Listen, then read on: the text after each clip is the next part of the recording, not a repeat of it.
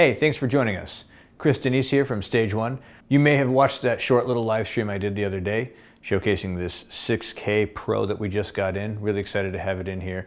Wanted to go over this new camera we've got today and wanted to go over the differences between this camera, the 6K, and the Ursa Mini Pro 4.6K G1 and G2, which we have the G2 right here. So real quick, as you can see, the 6K Pro is a little bit bigger than the 6K. So no, unfortunately, if you have purchased a cage and accessories for the 6K original, you will not be able to use most of them on your 6K Pro. As far as we've seen, there are not yet cages available for this one, but that's not actually that big of a deal in my opinion, and we'll show you why in just a little bit. Second, you'll notice it is significantly smaller here than the G2. However, not quite as small once you build the whole thing together. There's a couple of accessories that come with the 6K Pro that really make it a lot more useful. They really build on some learnings from the 6K right over here that we all kind of complained about.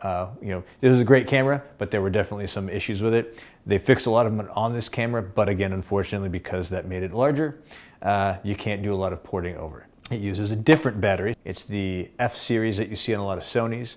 We also use these in a lot of LED lights. We also use these on the on-camera monitors. So we had a few of these lying around. We did buy some new fresh ones in case you're going to be renting this camera from us. Don't worry, not just a bunch of old used batteries. So before I put the battery pack on, unlike the original 6K, which comes with one mounting screw at the bottom and one mounting screw at the top, which makes it a little difficult to stabilize, this new one comes with two mounting screws at the bottom, which makes it a lot easier to stabilize. And because they thought ahead, and the battery pack also comes with two mounting screws at the bottom, you don't lose that functionality when you mount it. So we've got this lovely little battery pack. Blackmagic was kind enough to create a native battery pack for us that just pops right onto the camera. So you'll notice something starts to happen as we attach accessories to it. The camera gets quite a bit bigger. Now that we have the battery pack mounted, we are actually taller than the G2. So our form factor is still obviously quite a bit slimmer than the G2, as you'll see over here. I'm definitely still quite a bit slimmer than the G2. But as far as height goes, I'm definitely a little bit taller now. So this camera is definitely getting a little bit bigger. However, again, as we pointed out, with those mounting screws, you don't necessarily need to add a cage. So another little accessory for it, the only other accessory available right now, is this lovely little eyepiece. Now, we definitely were able to find a lens hood that mounted to the back of this and made it pretty reasonable. It has to be attached to a cage. I know there are versions of the lens hoods or the screen hoods that don't attach to cages, but it's useful. It's not perfect. It would be really nice to have an eyepiece, and that is one of the things that they've added. So this beautiful little eyepiece has been added. It's actually got a bunch of different versions of the Eyecup right there. It actually comes with all of them natively, so you don't have to go buy extra little pieces here and there. I'm gonna go ahead and mount it here.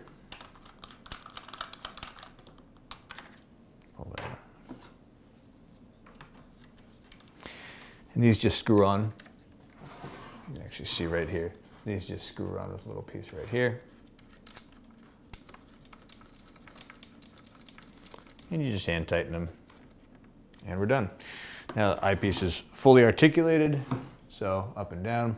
And of course, it's also got this nice little sensor in here. That allows it to turn off this screen automatically whenever you put your eye in. And of course, screen turns back on and the eyepiece turns off automatically whenever you pull your eye away.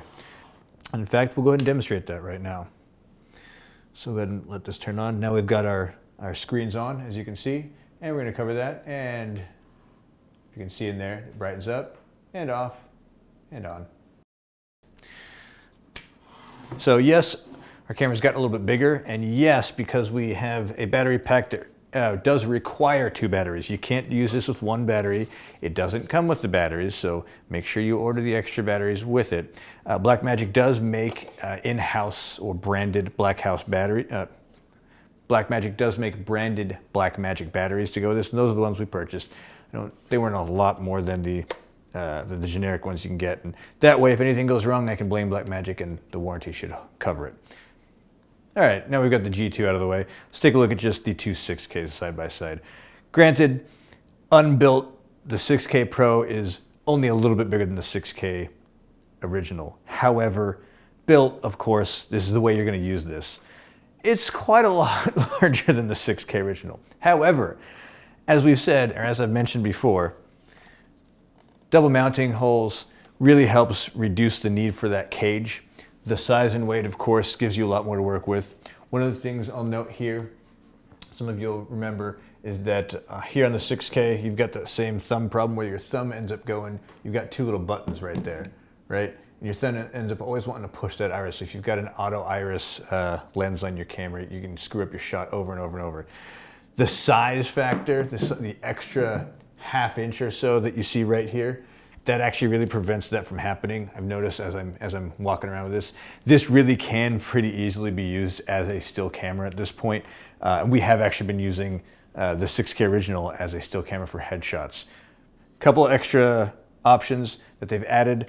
Of course, we've got our tilting eyepiece, but we've also got a tilting screen. We can go all the way up and we can go all the way out and all the way, well, not quite all the way down, but pretty far tilted. We've got our tilt lens, we've got our tilt eyepiece, and nice little thing, they've added a couple of physical ND filters. It's an electronic button, but when you're watching through the camera, you actually see the physical ND filter come in, so that's kind of nice. Last thing here are the dual mini XLR inputs. So we can actually use this as our main camera for interviews, or as a single camera for interviews, podcasts, video podcasts, and that sort of thing. Throw both microphones directly into the camera, record directly onto a USB-C hard drive, and then get right to editing. So that's about it for this camera. Don't want to take up too much more of your time. If you'd like to get your hands on it, we do have it available for rent in studio now, so shoot us a call or send us an email. We'll set up a time and let you run wild. We're excited to be putting it through its paces on our first narrative project of the year in just a couple of weeks here. So if you're watching this after April, look around for the links. I'm sure we're crowing about it all over the page. Until next time, thanks for watching. Take care.